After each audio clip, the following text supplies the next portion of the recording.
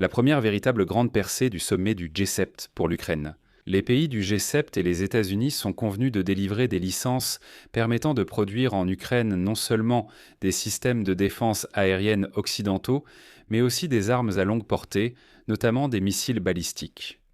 Cela signifie que l'Ukraine pourra elle-même produire sur son territoire des systèmes de défense aérienne de type Patriot, ainsi que des intercepteurs pour ces systèmes, et même des missiles pour frapper les Russes, afin de ne pas dépendre des livraisons de ces missiles depuis les usines aux États-Unis et en Europe. Si cela vous semble irréaliste, voici deux faits. Les missiles Patriot ne sont plus fabriqués seulement aux États-Unis depuis longtemps, mais aussi au Japon et en Allemagne. Et le développeur des missiles britanniques Storm Shadow s'est engagé aujourd'hui à aider l'Ukraine à produire des missiles de croisière capables d'atteindre Moscou, sur le territoire ukrainien. En anticipant un peu, il y aura le Neptune 2 qui sera créé conjointement avec les Britanniques. Mais la question principale se pose ici. Quand tout cela pourra-t-il réellement commencer ? Quand l'Ukraine pourra-t-elle réellement commencer à produire les mêmes missiles intercepteurs pour le système Patriot si elle obtient la licence dès demain ? Nous allons en parler avec vous maintenant, de façon structurée. Je m'appelle Alexei Petchi, discutons ensemble de ce sujet, mais avant de commencer, je vous demande de vous abonner à la chaîne, de liker cette vidéo et de ne pas oublier de laisser votre commentaire sous cette vidéo. Et abonnez-vous à ma chaîne Telegram Petchi News, le lien se trouve dans la description de cette vidéo. C'est vraiment une décision juste et historique du G7 pour l'Ukraine. Les pays du G7 et les États-Unis ont convenu d'accorder des licences qui permettront de produire en Ukraine non seulement des systèmes de défense aérienne occidentaux, mais aussi des armes à longue portée. C'est de cela qu'il s'agit, dans la déclaration conjointe des dirigeants du G7 rendue publique à l'issue du sommet en France. C'est-à-dire que ce ne sont pas simplement des rumeurs, vous savez, c'est une déclaration officielle de tous les dirigeants du G7, y compris Donald Trump, ce qui est très important. La déclaration précise que les États-Unis et les membres européens du G7 prévoient d'organiser la production d'armes en Ukraine sous licence des entreprises occidentales. Ce n'est pas seulement une question de défense aérienne. Je rappelle que Zelensky avait demandé à Trump une licence pour produire des intercepteurs patriotes en Ukraine.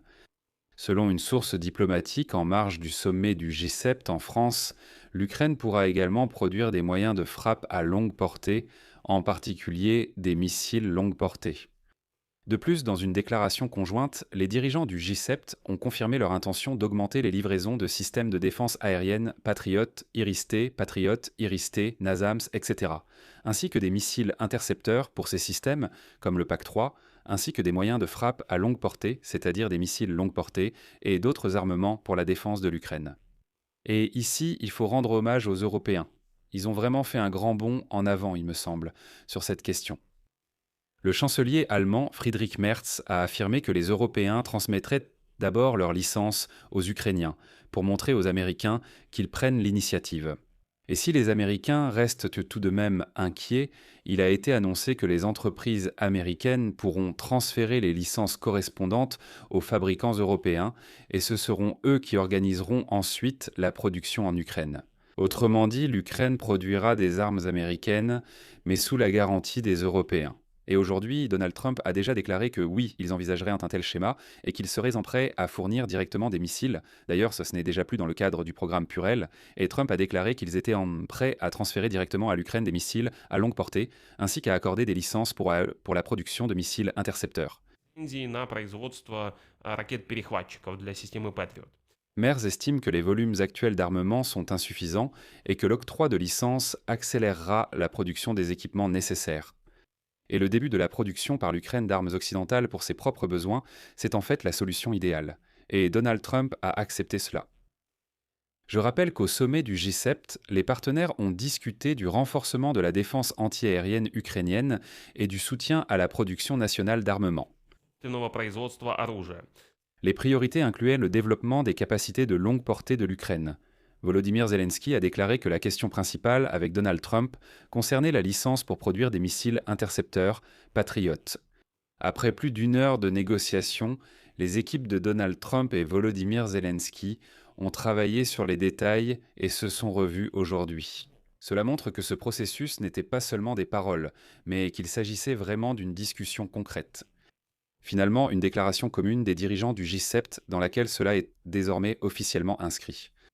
Je tiens à souligner qu'à ce jour, en plus des États-Unis eux-mêmes, les mêmes missiles pour le Patriot sont également fabriqués au Japon, et la dirigeante du Japon était également présente aux négociations en France. Cette année, une telle production débute aussi en Allemagne. Et voilà que Merz dit clairement, écoutez, l'Allemagne a déjà obtenu la licence pour la production de missiles Patriot, alors pourquoi ne pas lancer la production de ces missiles en Ukraine? Et il semble que cette idée ait plu à Trump. L'idée, c'est d'expliquer simplement. L'idée, c'est que l'Ukraine a besoin de ces missiles. Il n'y en a vraiment pas assez dans le monde. Pourquoi ne pas accorder à l'Ukraine une licence pour produire ces missiles elle-même? Ici, il faut surtout rester réaliste. Les experts militaires estiment qu'il est difficile de déterminer à quelle vitesse l'Ukraine pourrait débuter une telle production avec une licence américaine. Parce que par exemple, l'Allemagne a eu besoin d'environ 5 ans pour organiser une telle production. Mais il ne faut pas avoir peur de ce chiffre de 5 ans. En fait, en Allemagne, la majeure partie de cette période, la majeure partie de ces 5 ans, a été consacrée précisément à la conclusion d'accords préliminaires sur l'achat futur de ces missiles. Il ne s'agit pas du début de la production, mais des contrats. Eh bien, pour le dire simplement, vous n'allez pas construire une usine si personne ne commande ces produits. Par conséquent, il y a eu de longues négociations, des signatures de contrats, et ainsi de suite. Et donc, au début de cette année, un gros contrat est apparu en Allemagne. Il s'agit d'environ 1 millier de ces missiles. Et là, ils se sont dit « Super, c'est bon, on lance la production ». Ils ont lancé la production après avoir reçu la commande de 1000 missiles. En Ukraine, les forces armées avaient déjà passé commande. Il en fallait déjà hier. Le processus sera rapide, mais certainement pas pendant des années. En attendant, une course est lancée pour savoir qui entrera le premier sur le marché ukrainien avec ses licences. Le groupe européen de missiles MBDA a signé aujourd'hui un mémorandum avec le bureau d'études ukrainien Luch concernant l'élargissement de la coopération dans le domaine des systèmes d'attaque à longue portée. MBDA est considéré comme le plus grand fabricant européen de missiles. Et parmi ces développements les plus impressionnants, on trouve les missiles de croisière Storm Shadow et Escalp. L'Ukraine les utilise activement pour frapper des cibles militaires russes. Et donc l'accord prévoit le développement du missile de croisière ukrainien Neptune afin de créer sur sa base un système d'attaque à longue portée, Neptune 2. En fait, la société qui fabrique les missiles Storm Shadow et Scalp propose son expertise pour créer un équivalent ukrainien basé sur les développements ukrainiens déjà existants.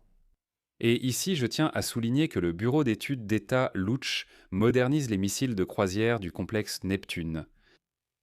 Et la portée des dernières modifications du Neptune atteint déjà 1000 km.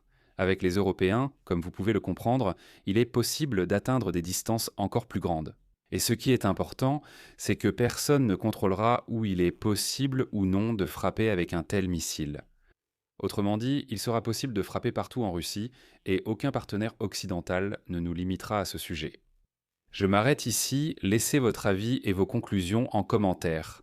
Abonnez-vous, activez la cloche et mettez un like. Si vous souhaitez soutenir le travail de cette chaîne YouTube, vous pouvez le faire en faisant un don via les liens et les informations de paiement dans la description de cette vidéo. Il y a Patreon, Buy Me a Coffee, même des portefeuilles de crypto, des coordonnées bancaires et le soutien sur YouTube. Choisissez le format qui vous convient, je vous serai reconnaissant pour tout soutien. C'est tout pour aujourd'hui, prenez soin de vous. À bientôt à tous.